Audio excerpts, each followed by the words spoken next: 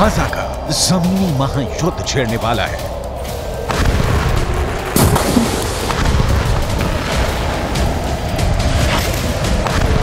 करीब 350 वर्ग किलोमीटर लंबी पट्टी अब खूनी पट्टी बनने वाली है।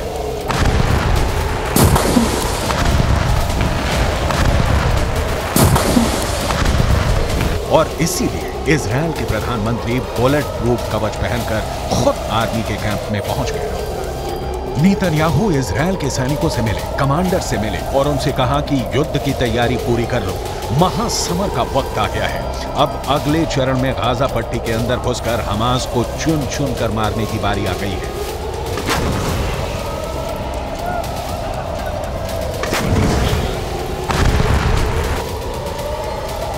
हमास ने ऐसे वक्त में इजरायल से पंगा लिया है जब इजरायल में फिलिस्तीनियों के लिए सबसे ज्यादा खतरनाक शख्स प्रधानमंत्री के रूप में काम कर रहा है।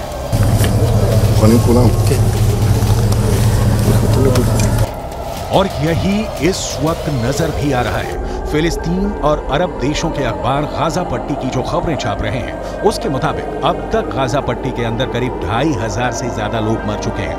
गाजा पट्टी के अंदर अब तक 700 से ज्यादा बच्चे मर चुके हैं। 450 से ज्यादा महिलाएं मर चुकी हैं। कई अरबी भाषा के अखबार दावा कर रहे हैं कि जितने लोग भी गाजा पट्टी के अंदर मारे जा रहे हैं उनमें से 66% महिलाएं और बच्चे हैं।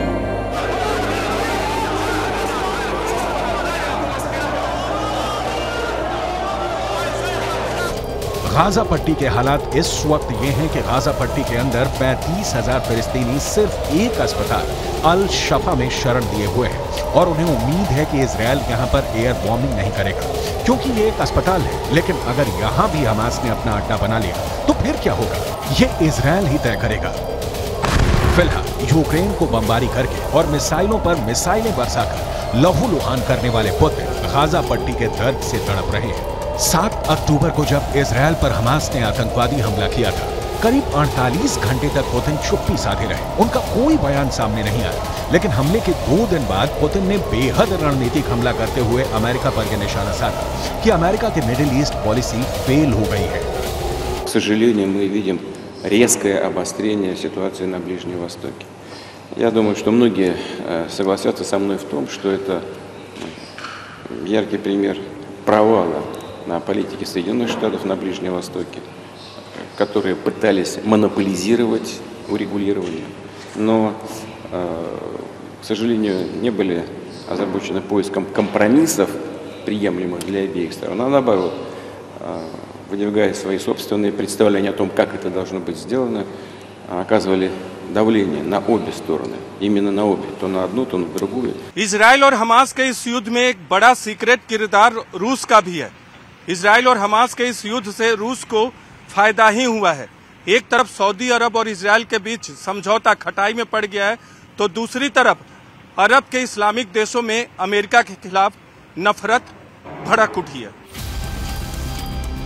लेबनान में हजारों लोग सड़कों पर उतरकर इजरायल के खिलाफ नारे लगा रहे हैं। जॉर्डन में 70,000 लोग अमान में उस वक्त सड़कों पर उतर आए जब अमेरिका के विदेश मंत्री एंटनी ब्लिंकन जॉर्डन में ही मौजूद थे।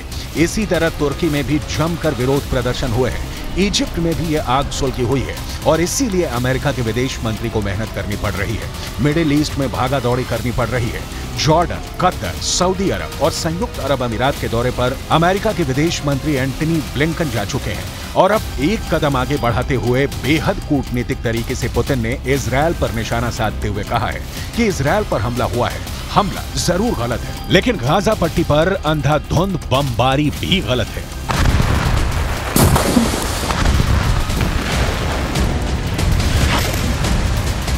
Конечно, с такой беспрецедентной атакой, которой в истории не было. И не только по масштабам, но и по характеру исполнения, по жестокости. Ну, что там говорить, надо вещи называть своими именами.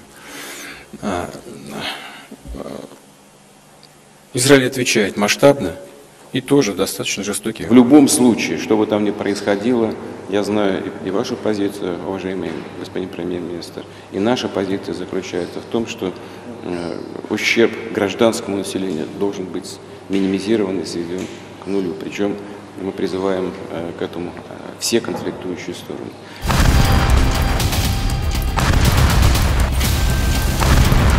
पुतिन ने गाजा पट्टी में जारी बमबारी और घेराबंदी की तुलना लेनिनग्राद की जंग से कर दी है। लेनिनग्राद का युद्ध बहुत क्रूर युद्ध था जो जर्मनी के हिटलर और रूस के स्टालिन के बीच हुआ था। लेनिनग्राद का युद्ध दूसरे विश्व युद्ध का सबसे अहम युद्ध था जिसमें 15 लाख लोगों की मौत का अनुमान है।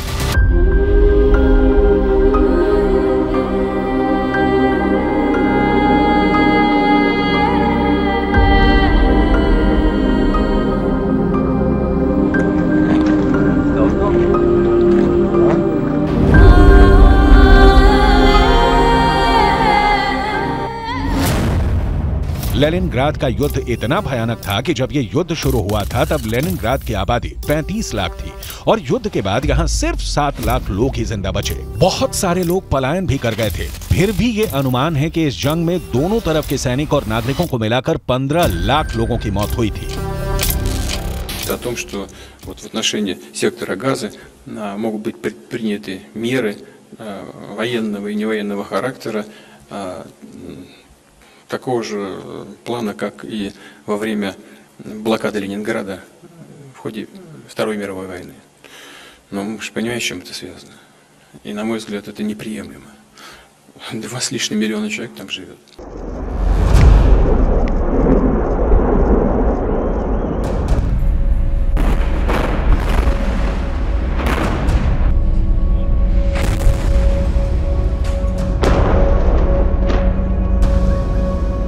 कुल मिलाकर पुतिन का इशारा यह है कि अगर गाजा पट्टी का युद्ध नहीं रुका तो इसमें लाखों मौतें हो सकती हैं।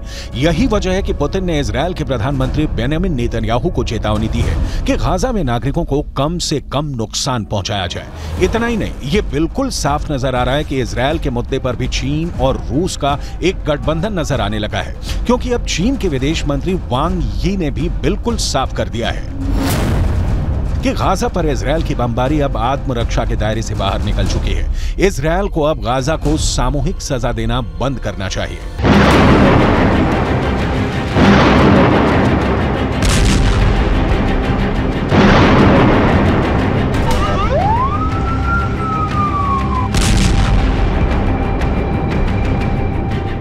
यानी कि अब देखा जाए तो दुनिया लगातार रूस और अमेरिका की अगुवाई में 2 हिस्सों में बढ़ती हुई दिख रही है। एक तरफ रूस के नेतृत्व में वो देश हैं जिनका कहना है कि अब इजरायल को गाजा पट्टी पर हमले बंद करने चाहिए, और दूसरी तरफ अमेरिका के नेतृत्व में यूरोप के कई देश हैं जो ये मानते हैं कि हमास एक खूंखार आतंकवादी संगठन है और अब उसको उसकी करतूतों की सजा देना इजरायल का कर्तव्य और अधिकार है। यूरोपियन यूनियन की प्रेसिडेंट उर्सुला वॉन ने भी इजरायल के प्रधानमंत्री से मुलाकात की है और उनके बीच हुई बातचीत काफी अहम है।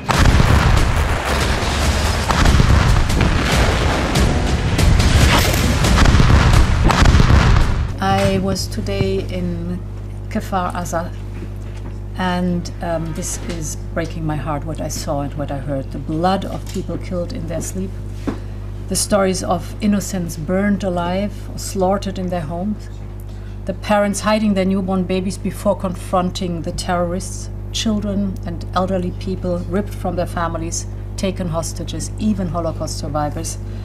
Over 1,300 human beings were murdered by barbaric terrorists of Hamas against Israel.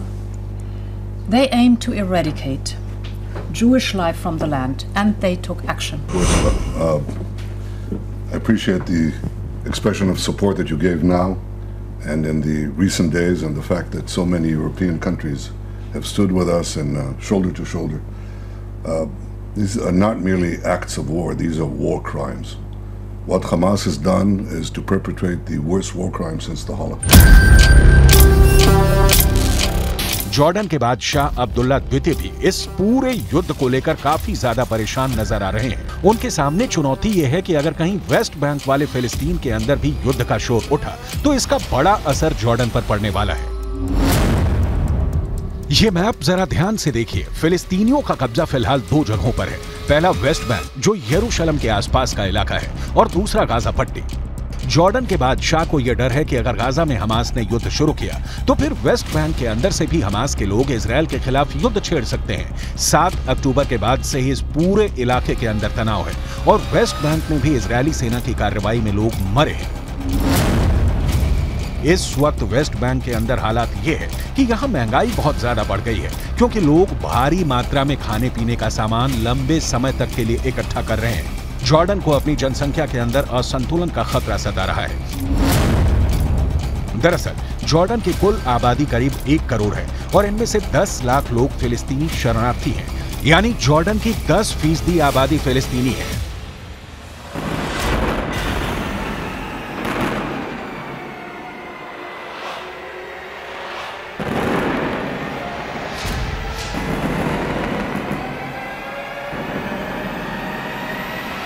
जब इजराइल और फिलिस्तीन का युद्ध हुआ तो फिलिस्तीन के लोग बतौर शरणार्थी जॉर्डन चले गए और वहां से कभी नहीं लौटे। अगर ऐसा फिर होता है तो जॉर्डन की जनसंख्या का असंतुलन फिर बिगड़ जाएगा और बढ़ भी जाएगा।